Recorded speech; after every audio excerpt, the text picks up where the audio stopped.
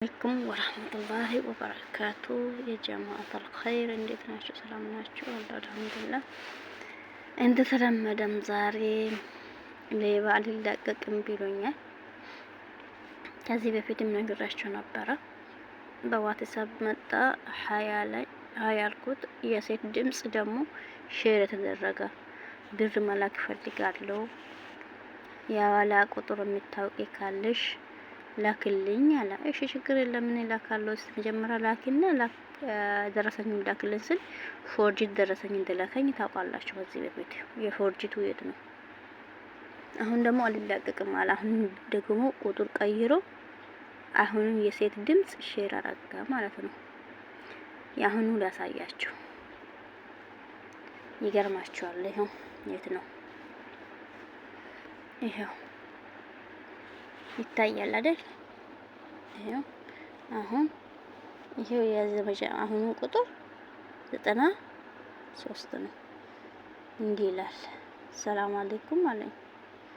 እሺ እኔን ሲማርኩት እና ይሄን ቦይስ ላከኝ። ቆላስ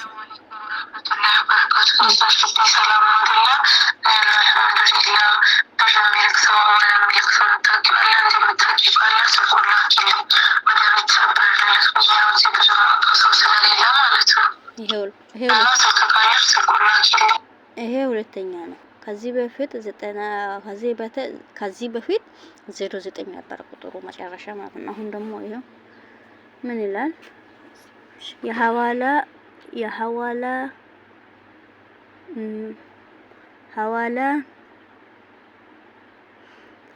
ሐዋላ የሚሰሩ ሰዎች ካለ አሪፍ ሰው ቁጥር ላክልኝ ጽሁፉ እና ልልክ ብር መላክ ፈልጌ ነበረ ወደ ሀገር ቤት።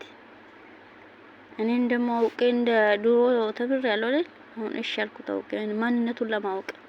ከዛ አሁን እሺ ስል ዝም አላውቅ ያለው ሌባ መሆኑ። አሁን ደግሞ እኔ አውቃለሁ አልኩት። ሪከርድ ጥራት ያለው ሪከርድ አድርግልኝ ብዬ ስጽፍ ደወልኩለት። ማንነቱን ማወቅ ፈልጌያለሁ።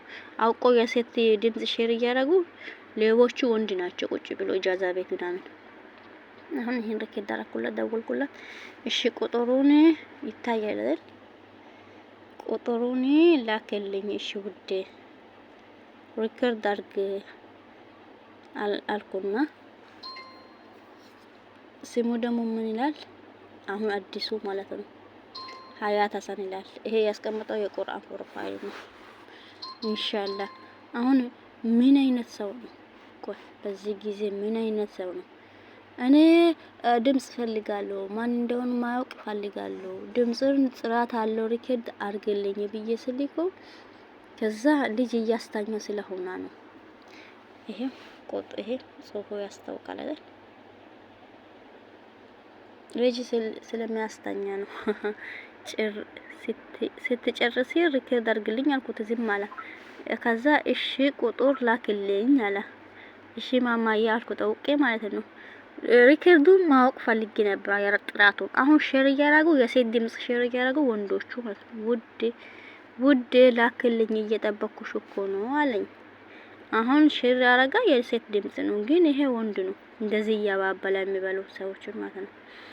ከዚህ በፊትም ነግራቸው ነበረ። ከዚህ በፊት ደግሞ የት ነበረ ደረሰኝ።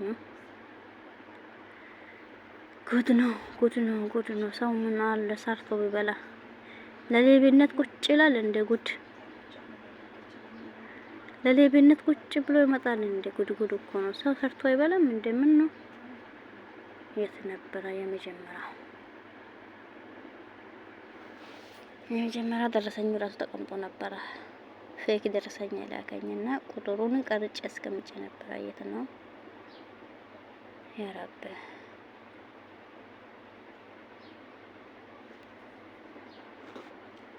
እያንዳንዱን ሲፈልግ ነው መሰለኝ የሚያገኘው።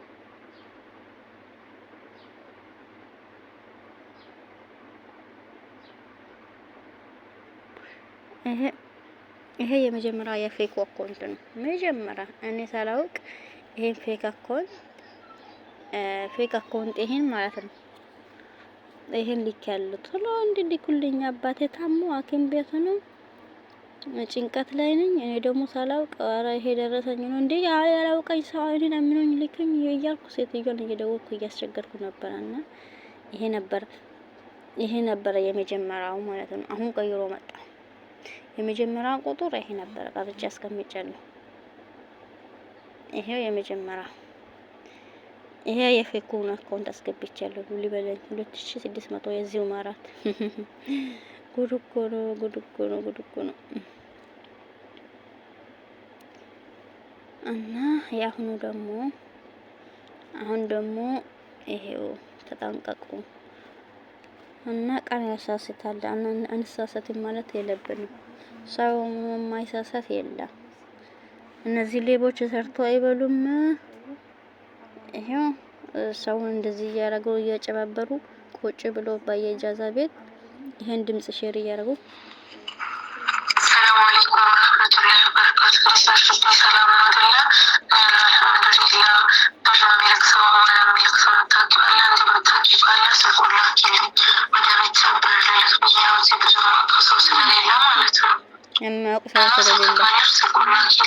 እኔ ማን በምን ታውቀኛለሽ? ምሳሌ ወንድ ከሆነ ወንድ ነው። አሁን የሴት ድምጽ ሼር እያደረገ እኔ በምን ታውቀኛለህ?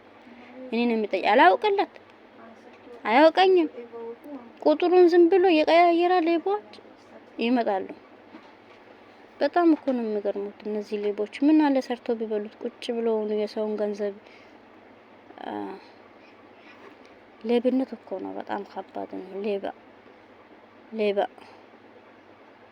ስራ ክብር ነው። አቦ እዛ ቁጭ በየእጃዛ ቤት ቁጭ ብሎ የሴት ገንዘብና እንደዚህ አይነት አህዋ ደግሞ እንደዚህ እየሳሰቱ የሰውን ገንዘብ የሰውን ላብ ሳይሰሩ ቁጭ ብሎ በየእጃዛ ቤት ይበላሉ።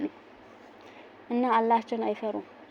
መቼ እንደምንሞት አናውቅም። የሰው ገንዘብ ልንበላ ልንሸወድ በቃ ዝም ብለን የምታውቂ ሰው ካለሽ እኔን በምን ታውቂኛለሽ? እስካሁን ወንድ እኮ ነው። ከዚህ በፊትም እንደዚህ ወንድዩ መጣ። እንግዲህ በጽሁፍ ብቻ እያወራን እንደዚህ አይነት ሼር አድርጎን ከዛ ጭራሹን ይሄን ፌኩን ባንክ ቤት ቼክ ሲደረግ ጭራሽ ብሎ ካረገኝ አሁን ደግሞ ቀይሮ በሌላ መጣ። ነገር ምን ማለት ነው? ሰው እኮ አንዴ ይሳሳታል፣ ሁለቴ አይሳሳትም። አሁን በምኑ አምኑ ነው የመጣ? ከዛ ወንዱን ለካሳ ሲሳደብ ስናውቅ ብሎ ካረገኝና ከዛ ሲሳደብ እሱም ሌባ ደግሞ ማለት ነው። ምን ይለለትን የሚባለው እሱም ሌባ ነው። እሱም ደግሞ ፍራት የለበትም። ስድቡን እንግዲህ አላህ ይዳስጣችሁ። የሰው ገንዘብ መቼም ቢሆን ሐላል አይደለም፣ ሐራም ነው። ሰው ከሌለ ያን እንደዚህ ቲክቶክ ላይ ወጥቶ እርዳታ እንደሚጠይቅ አፍያ ከሌለ ሰርቶ የሚበላበት ከሌለ እንደዚህ እርዳታ ወጥቶ በቃ ችግሩን እንደዚህ ለሚዲያ አስተውቆ በቃ እንደዚህ እርዳታ ተደርጎ ቢበላ ይሻላል። በውስጥ መጥቶ እንደዚህ ከሚያደርግ ይሄ ምን ማለት ነው? ዛሬ ትበላለህ ነገ ልትበላ አትችልም። ምናልባት ዱንያ ላይ ደግሞ አንዲት የሰው ሐቅ አሁን እዚህ 1000 ብርም ይሁን ምን ያክልም ይሁን የሰው ገንዘብ እንበላለን። አኺራ ግን አንዲት ድርሃም ምን ያክል እንደሆነች የውመል ቂያማ ቀን የሰውን ሐቅ ማንንም ይይዛል። አምጣ ያኔን ሐቅ እያለ ማለት ነው። ሐቅ ያለ ሁሉ መጥቶ ይከሳል። እና ሰርተን ብንበላ አሪፍ ነው በእኔ ሐሳብ። እኔም ያው ሰዓት ደግሞ አላህ አስተርፎኛል። አሁን ደግሞ ሁለተኛ እንግዲህ አልহামዱሊላህ ሁለተኛ ማትነቃምቼ ብሎ ነው መሰለኝ ሁለተኛ ጊዜ የመጣ ምንም አላልኩትም። አውቄ ያለው ካልኩ ደግሞ ብሎ ካጠጣኛል። ድምጹን ማለት ድምጹን ፈልጌ ነበር። ይሄን ሼሩን ሳይሆን ጥራት አለው ድምጽ አድርግልኝ ወንድ ከሆነ ወንድ ሴት ከሆነ ሴት ብዬ ነበር። ያው ድምጽ አልመጣኝም። እንደለመደ በጽሁፍ ብቻ ነው። እና አሁንም ሊበላኝ መጣ። እንግዲህ ተጠንቀቁ። አንሳሳትም አንልም። ቀን ያሳስታል። ማይሳሳት አንድ አላህ ብቻ ነው እንጂ የሰው ልጅ ይሳሳታልና ከዚህ በፊት ምንም እንደዚህ ሊበላኝ ነበር። አሁን ቁጥር ቀይሮ መጣ። አሁን 93 ነው። የመጀመሪያ ደግሞ 09 ነው መጨረሻ ማለት ነው። ሌባ ይዋረድ ነው። በጣም ከባድ ነው። ያላችሁበት ቦታ ሰርታችሁ ብሉ። አፍያ ከሌላችሁ ደግሞ እርዳታ ይደረጋችሁ። ቲክቶክ ላይ ወጣችሁ እና አዋቂ ቤት ሄዳችሁ ለምናችሁ ብሉ። ይሄ ምን ይደረጋል? በጣም ታሳዝናላችሁ። በጣም ታስፈራ። ይሄ የሰው ልጅ እፍረት ነው። ሌብነት ማለት በጣም ከባድ ነው። ስራ ክብሩ ነው። ያገኘው ሰርተ ቆሻሻም አረብ ሀገር ካለ ዞርና ቆሻሻውን ጥለ ብላ። ዝም ብለህ ታና ኢጃዛ ቤት ሱሪና ወጥረ እንዳትቀመጥ። አላህ ሂዳያ ይስጥ። ምንም ማድረግ አይቻልም እላችኋለሁ። ሼር አድርጉ።